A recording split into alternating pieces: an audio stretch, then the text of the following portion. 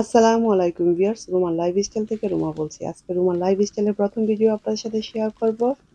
চলুন দেখি আজকে ভিডিওতে কি কি আছে। আজকে আপনাদের সাথে শেয়ার করব বাসায় যদি হঠাৎ করে লাঞ্চে বা ডিনারে গেস্ট আসে তাহলে কি করতে পারি, আর আপনি যদি অসুস্থ থাকেন কি কি রান্না বান্না করবেন ঝটপট করে ছোট্ট একটা আইডিয়া আপনাদের সাথে শেয়ার করব। আশা করব ভিডিওটা যে যেখান থেকে দেখছেন সবাইকে অসংখ্য ধন্যবাদ। ভালো লাগলে অবশ্যই লাইক শেয়ার কমেন্ট করতে ভুলবেন না। রুমান লাইফস্টাইল পেজে অথবা ইউটিউব চ্যানেল থেকে যারা দেখবেন প্লিজ সাবস্ক্রাইব করে নেবেন। তো চলে আসলাম প্রথমে কিচেনে এসে দেখি কি কি আছে আর কি কি নেই। যদি আপনার শরীরে খুব অসুস্থ থাকে তাহলে সেই বুঝেই আপনার রান্না বান্না করবেন, সেটা কম বেশি হতে পারে, কোনো সমস্যা নেই। যেহেতু আমার হাই ব্লাড প্রেশারে ভুগতেছি, আপনারা জানেন হাই ব্লাড প্রেশার থাকলে রান্না করাটা একটু রিস্ক। যেহেতু আমরা বিদেশের মাটিতে থাকি, হেল্পিং হ্যান্ড নেই, আশেপাশে কোনো হালাল কোনো খাবারের দোকানও নেই যে আমি কোথা থেকে অর্ডার দিয়ে গেস্টদেরকে আপ্যায়ন করতে পারি। সবকিছু বিবেচনা করেই আমার মাথায় যেটা আসলো তাড়াতাড়ি কিচেনে চলে আসলাম। এসে দেখলাম কুরবানি গরুর মাংস ছিল, সেটাকে বের করে নিলাম এবং এটাকে একটু পেঁয়াজ দিয়ে বাগার দিয়ে নিলাম। এতে করে দেখা গেল একটা সুন্দর ফ্লেভার হলো। সল্টটা টেস্ট করে নিলাম। আর যেটা হলো গরুর মাংস থাকলে কিন্তু সবার মন খুশি হয়ে যায়। গেস্টদের একটু স্পেশাল প্লাস নিজেরও খুব ভালো লাগে। একটু লবণ কম লাগলো, সেটাও একটু লবণ দিয়ে দিলাম। আর এই গরুর মাংসটা ছিল বাংলাদেশের।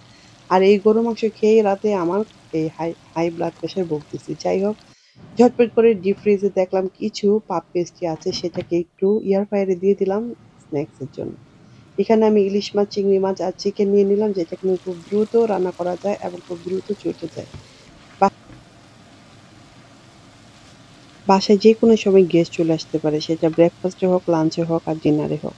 তার জন্য আমাদের সবসময় একটু প্রিপেয়ার হয়ে থাকলেই ভালো। আজকে আপনাদের সাথে সেই টিপস অ্যান্ড ট্রিক্স গুলি শেয়ার করব। তো আশা করব রোমান্স লাইফস্টাইলের প্রথম ভিডিওটা আপনাদের অবশ্যই ভালো লাগবে। এই ধরনের ভিডিও দেখতে হলে অবশ্যই আমার পেজটাকে একটু ফলো দিয়ে রাখবেন। আর ইউটিউব চ্যানেল থেকে যারা দেখবেন তারা প্লিজ সাবস্ক্রাইব করে নিবেন। আবারও বলছি আপনাদেরকে।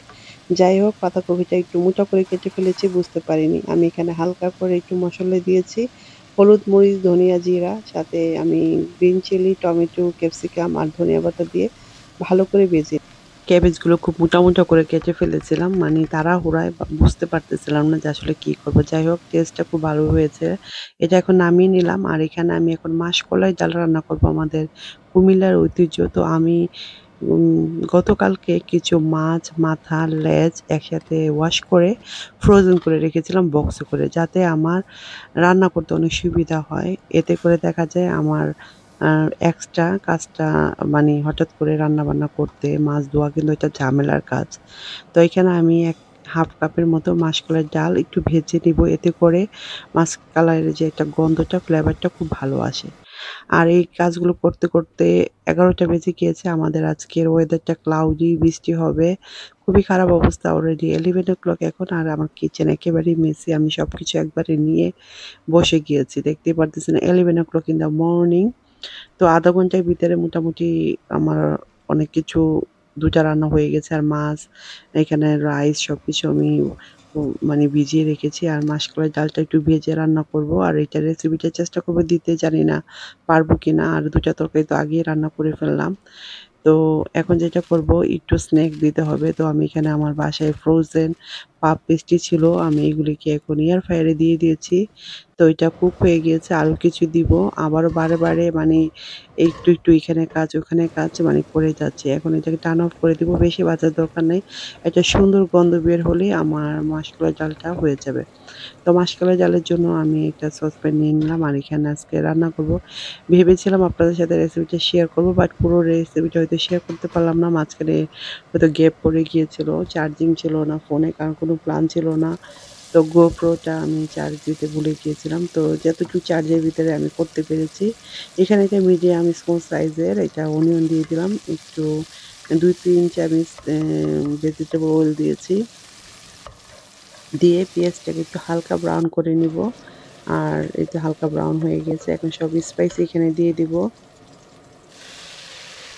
একটু পানি দিয়ে দিলাম। আর স্পাইসের ভিতরে এখানে লবণ যাবে, turmeric powder, chili powder, cumin powder, coriander powder, এ ধরনেরই মানে সিম্পল যে মসলাগুলো আছে এটা দিয়ে। আর রুই মাছ দিয়ে রান্না করলে খুবই, খুবই মজা হয়। তো আর এটা আমাদের কুমিল্লার খুব ঐতিহ্য একটা রান্না। আর গেস্টরা খুব পছন্দ করে খায়। সবচাইতে বড় কথা হলো পছন্দটা ইম্পোর্টেন্ট। আর যারা আসবে তাদের পছন্দ বুঝেই আমি রান্নাগুলি করেছি। তো একটু জিঞ্জার গার্লিক পেস্টও দিয়ে দিলাম। অ্যা তো এইভাবে করে ভালো করে মসলাটিকে কষিয়ে নিব। আর মাছ ধোয়ার কারণে আমার দেখা গিয়েছে অনেকটা সেভ হয়ে গেছে। কারণ রুই মাছ থেকে রুই মাছ ক্লিন করা অনেকটা ঝামেলার কাজ। তো এটা আমার এখন আর করতে হলো না। তো সার্ভিং ডিশ বের করে নিচ্ছি স্ন্যাকস গুলো দেওয়ার জন্য।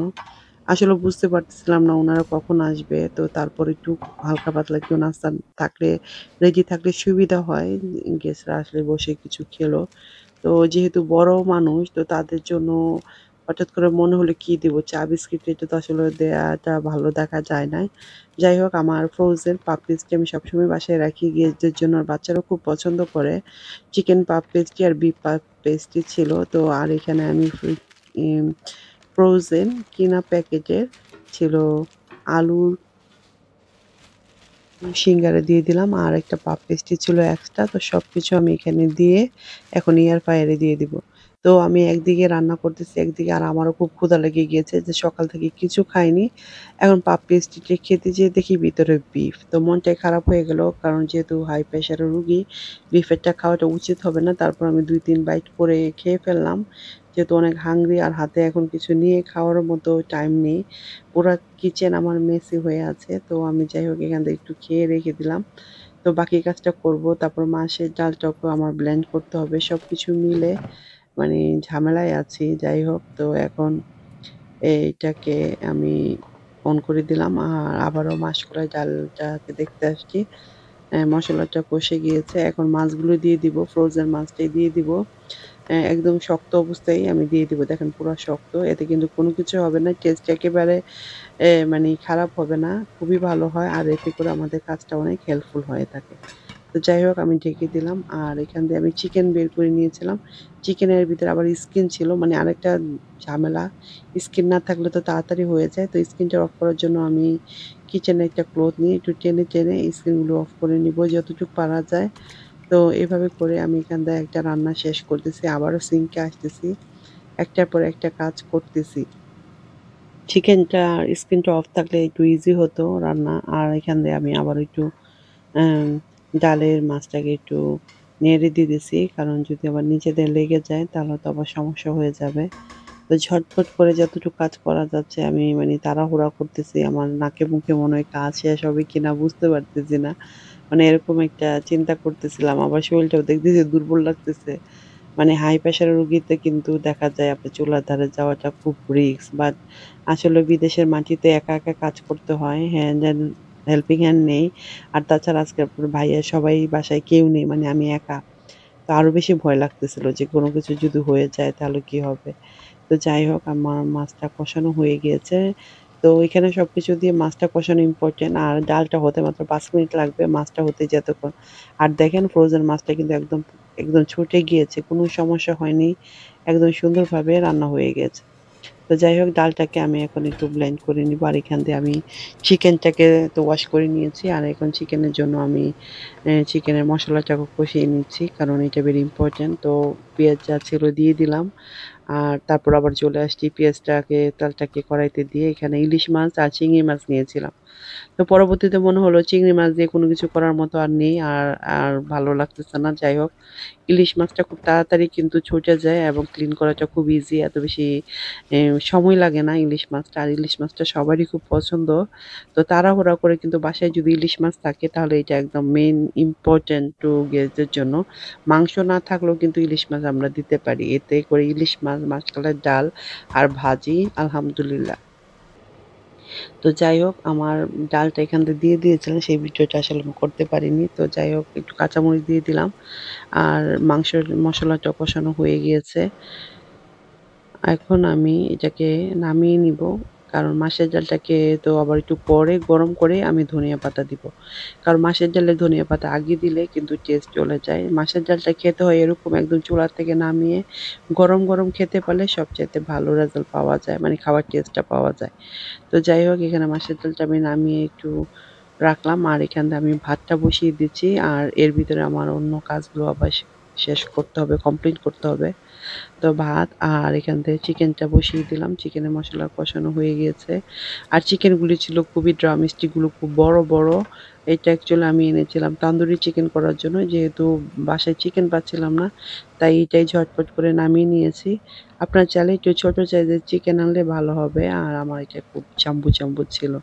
তো আমি এটা ঝাল কারি করতেছি যেহেতু বাচ্চারা বাসায় আছে আর বাচ্চারা আলু দিয়ে চিকেনের একটা ঝোল হলে ভাত দিয়ে সাদা ভাত দিয়ে খেতে খুব পছন্দ করে। তো তার জন্য এটা করলাম। আর বড়দের জন্য হলো মাছ ভাত যাই করলাম। তো ভাতটাও আমার হয়ে গিয়েছে। এখন আমি ভাতটাকে গেলে নিবো। আমি চিকেনে একটু আলু দিয়ে দিব। কারণ চিকেনে একটু আলু দিলে ভালো লাগে। তো এখানে আমি কয়েক টুকরা আলু কেটে নিয়েছি ওয়াশ করে। এখন এগুলি দিয়ে দিচ্ছি চিকেনের ভিতরে। আলহামদুলিল্লাহ ২ ঘন্টায় যে কমপ্লিট করতে পারবো এটা কিন্তু বুঝতে পারিনি। তো যাই হোক আমার চিকেনও রান্না শেষ, ভাতও রান্না শেষ। এখন মোটামুটি সব শেষ। জাস্ট ইলিশ মাছটা ফ্রাই করব। ভাতটাকে খেয়ে দেখতেছিলাম। আমি আবার ভাত খেয়ে বুঝি যে কতটুক মানে ভাতের চালটা হয়েছে। আমি সিঙ্কে এভাবে করে ভাতটাকে রিন্স আউট করে নিই। রেডি হয়ে গেল আমার ভাত। এখন চলে আসছি ইলিশ মাছের কাছে। ইলিশ মাছটা খুব তাড়াতাড়ি রান্না করা যায়। তো আমি একটু টারমারিক পাউডার আর সল্ট দিয়ে একটু মেরিনেশন করে নিবো। এতে করে যেহেতু আমি ইলিশ মাছের দু পেঁয়াজও করবো, তো এখানে আমি ৪ পিস নিয়েছি। আমার আরো একটু বেশি নেওয়া দরকার ছিল। তো বুঝতে পারিনি মানে তাড়াহুড়ায় যা হয়। তো এখানে ডিম ছিল ইলিশ মাছের ডিমগুলো বের হয়ে গিয়েছে। তো আমি ডিমগুলো ইমিডিয়েটলি দিয়ে দিব। আবার ডিমগুলোতে একটু ভালো করে টারমারিক পাউডার আর সল্ট ভালো করে করে নিচ্ছি। তেলটা গরম করে ফ্রাই প্যানে আমি ইলিশ মাছটাকে দিয়ে দিব। মানে তাড়াহুড়া করতেছি গেস্টরা চলে আসবে অলরেডি 12:30 বেজে গিয়েছে। তো যাই হোক আ আমি এটা এখন দিয়ে দিলাম। আর ইলিশ মাছটা হতে মনে হয় গেস্টরা চলে আসবে এরকম একটা চিন্তা ভাবনা করতেছি। আর আমার মোটামুটি সব কাজই কমপ্লিট জাস্ট এটা হলেই শেষ। এটাকে ভালো করে ভেজে নিব। রান্নাবান্না একটা আর্ট। অনেক সময় নিয়ে ধৈর্য নিয়ে রান্নাবান্না করলে এমনিতে অনেক টেস্ট হয়। আর গেস্টদের জন্য আপ্যায়ন করতে গেলে আমার খুব বেশি ভালো লাগে। তো যাই হোক আমার তাড়াহুড়া আমি এক সাইড দিয়ে যেহেতু বড় একটা ফ্রাই প্যান নিয়েছি আমি অনিয়নটা এখানে দিয়ে দিলাম। এটা আমি ১ম বারই ট্রাই করলাম। তো দেখলাম যে ভালোই হয়েছে যাই হোক। আর আমার চিকেনটা এখান থেকে হয়ে গিয়েছে। আলুটা যেহেতু এই চিকেনটাতে একটা সুবিধা হলো মানে বয়েলড চিকেন তো খুব তাড়াতাড়ি হয়ে যায়। বেশি একটা সময় লাগে না রান্না হতে। আর আলুটাও সিদ্ধ হয়ে গিয়েছে। আর এখান দিয়ে আমার রান্নাবান্না শেষ। আমার এত পানি খেতে ইচ্ছা করতেছে। আমি নরমালি গ্রিন টি খাই বাট আমার মানে গলা শুকিয়ে যাচ্ছে বারবার। আমি পানি খাচ্ছি। মানে খারাপ লাগতেছিল। পানি খাচ্ছি। জানলা দরজা সব খুলে দিয়েছি। রান্নাবান্না করলে কিন্তু একটা গন্ধ হয়ে থাকে। তো তাড়াতাড়ি করে আমি জানলা দরজা সব খুলে দিলাম। ঘরটাকে একটু মুছে নিবো। কারণ হাঁটাচলা করলে আর আমার এই ফ্লোরটা এমনিতে একটু শাইনি। একদম পায়ের ছাপ বেশি বোঝা যায়। তো যাই হোক আমি করিডোর থেকে কিচেন পর্যন্ত যতটুকু আছে মানে গার্ডেনে কাজ করব অনেক গাছগুলো সামনে এনে রেখেছি। এগুলোতে আসলে মাটি দিব। কিন্তু বৃষ্টির কারণে কোনো কিছুই করতে পারতেছি না। তো যাই হোক আমি কিচেনের ফ্লোরটাকে একটু ভালো করে এখন মপ দিয়ে নিলাম। আর এর ভিতরেই আমি আবার আম উম রান্নাটা কমপ্লিট করার হচ্ছে এখান থেকে কিছু ডিশ নামিয়ে নিলাম। আসলে কিসের সার্ভিং ডিশ গুলো অলরেডি আগেই ওয়াশ করে রেখেছিলাম রাতে। তো এগুলি এখন নামিয়ে নিলাম। আর এগুলো মুছতে গেস্টরা এখন চলে এসেছে। আমি তাড়াহুড়া করে মুছে চলে গেলাম ওপেন করতে গেট। আর গেস্টরা এখন চলে এসেছে। ড্রেসিং গাউন পরে নিলাম। তো আমার যেহেতু ওপেন প্ল্যান কিচেন আমি গেস্টদের সাথে গল্প করতেছিলাম আর রান্না করতেছিলাম। তো ইলিশ মাছের ভিতরে সব স্পাইসি দিয়ে দিলাম। Turmeric, salt, chili, red chili, coriander, uh cumin সবকিছু দিয়ে একটু পানি দিয়ে কষিয়ে নিবো একসাথে। আর তাড়াহুড়ায় আমার এই রান্নাটা আমি আলহামদুলিল্লাহ দেখলাম ভালো হয়েছে। হ্যাঁ, তো যদি হঠাৎ করে মানে সময় কম পান তাহলে আপনারা ওইভাবে রান্না করতে পারেন। একসাথে আমি কখনোই করি না। সবসময় মাছটা নামিয়ে তারপর কষিয়ে নেই। তো এইবারই ১ম বার করলাম দেখলাম যে না আ কাজ হয়েছে।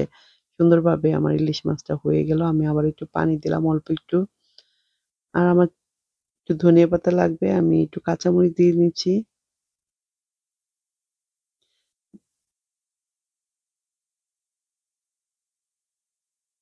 তো রান্নাটা মোটামুটি ইলিশ মাছটা আর চিকেনটা হয়ে গেলেই আমার রান্না শেষ কমপ্লিট হয়ে যাবে।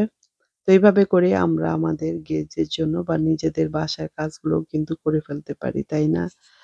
ভিডিওটা কেমন লাগতেছে অবশ্যই কমেন্ট করে জানাবেন। আমি আবারও পানি নিয়েছি। আমার খুবই থার্স্টি লাগতেছে। তো গেস্টরা আসার পর দিয়েছিলাম প্যাটিস। তো পাফ পেস্ট্রি উনারা ১ টা করে খেয়েছে। এখন দুপুরে ভাতটা আমি ডিশার্ভ করে দিচ্ছি। ইলিশ মাছটাকে বেড়ে নিচ্ছি আগে। এর ভিতরে আপনার ভাইও চলে এসেছে। তো আপনার ভাইয়া ওরা গল্প করতেছে ডাইনিং টেবলে। তো আমি এখান দিয়ে সবকিছু রেডি করে ফেলতেছি। তখন বাজে দুপুর ১টা হবে আই থিংক ১টা বা উম মতো। তো আমার আসলে ঘড়ির টাইম দেখারও সময় নেই। আমি জাস্ট কাজ করতেই আছি। তো একটু ধনিয়া পাতা দিয়ে দিলাম উপরে গার্নিশিং দেখার সৌন্দর্যের জন্য। মাছের ডালটা বেড়ে নিবো। এখন মাছের ডালটা আমি গরম করে আবার ধনিয়া পাতা দিয়ে দিয়েছি। এতে করে মাছের ডালের গন্ধ আর ফ্লেভারটা খুব ভালো থাকে। তো রুই মাছ, চিংড়ি মাছ যেকোনো মাছ দিয়ে করা যায়। রেসিপিটা আমি আপনাদের সাথে পরবর্তীতে শেয়ার করব। আর আজকে এই সপ্তাহে আমি মাসকলাই ডাল মনে হয় ২ থেকে ৩ বার রান্না করেছি। ১ম বার রান্না করেছিলাম আমার জন্য, আরেকবার রান্না করেছিলাম গেস্টদের জন্য, আবারও রান্না করলাম গেস্টদের জন্য। মানে মাসের ডালের উপরে আছি এই সপ্তাহে। তো যাই হোক অনেক মাসের ডাল খেয়ে ফেলেছি। তো এখানে একটু গার্নিশিং এর জন্য ধনিয়া পাতা উপর দিয়ে দিলাম। তো এখন একটু চিকেনটা বেড়ে নিবো। বে লিফ গুলো উপর থেকে একটু তুলে ফেলে দিচ্ছি।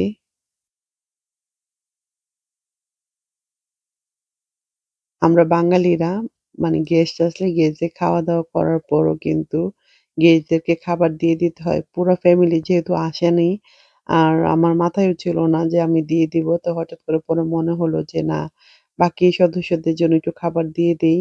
আর না দিলে খারাপ দেখা যায়। আর যারা এসেছে তারা সবসময় আমাকে অনেক খাবার-টাবার দিয়ে দেয়।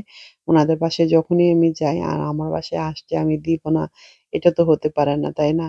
আর যদি আগে থেকে প্ল্যান করে থাকতো তাহলে হয়তো আরেকটু বেশি অনেক কিছু রান্না-বান্না করতে পারতাম। যেহেতু হঠাৎ করে চলে আসছে, তো তার জন্য দেখা গেল যে যা আছে তাই করলাম। আর শরীরটা ভালো থাকলে হয়তো আরেকটু বেশি কিছু করা যেত। আর টাইমও শর্ট মাত্র ১ থেকে ১.৫ ঘন্টা। উনারা আসতে আমার বাসায় যতক্ষণ সময় লেগেছে, ওই পুরা সময়টাতে আমি রান্না করেছি। যদি আমার বাসায় একটু কাছে হতো তাহলে বুঝেন তো কি অবস্থা হতো। তো ডাইনিং সেটআপ আমি করে দিয়েছি। তো যাই হোক যেটা ভুল করে ফেলেছি, গরুর মাংসই দিতে ভুলে গিয়েছি। খাওয়া-দাওয়া অর্ধেকে মিডলে হঠাৎ করে আমার হাসব্যান্ড বলতেছিল, "বিফ কারি কোথায়?" তখন মনে হলো আরে বিফ তো আমি ওভেনের ভিতরে ঢুকিয়ে রেখেছি।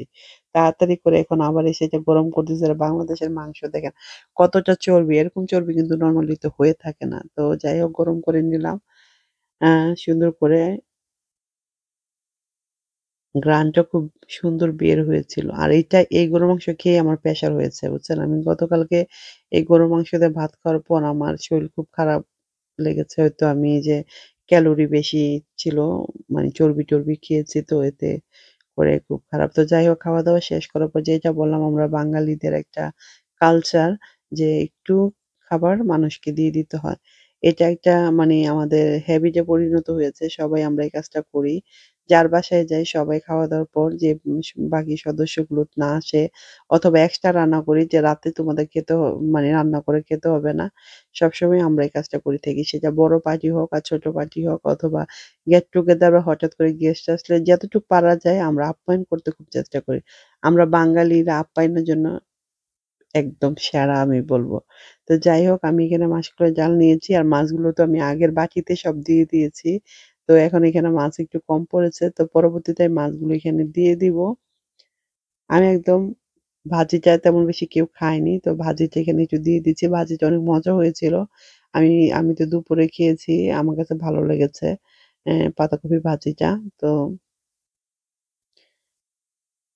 সবগুলো লিড লাগিয়ে নিচ্ছি। আর এই প্লাস্টিকের বক্সগুলো আমার বাসায় সবসময় থাকে। এরকম হুটহাট মেহমান আসলে বা কারো বাসায় খাবার দিতে হলে আমি সবসময় করি। তো গরুর মাংসটাও দিয়ে দিচ্ছি। কুরবানির গরুর মাংস এটা আমি বাংলাদেশে যখন গিয়েছিলাম তখন নিয়ে আসছিলাম। তো আমি অল্প একটু রাখবো। খেত আর বাকিটা দিয়ে দিলাম। ও আর যেটা হলো এই তো এখন নিয়ে আসবো মাছ। মাছ এনে এক ১ পিস ইলিশ মাছ আছে। তো ভাবলাম যে কম হয়ে গেছে অসুবিধা নেই। ১ পিসই দিয়ে দিই। মাছটা খুব মজা হয়েছে। তো সবাই আসলে ইলিশ মাছটা খেয়েছে।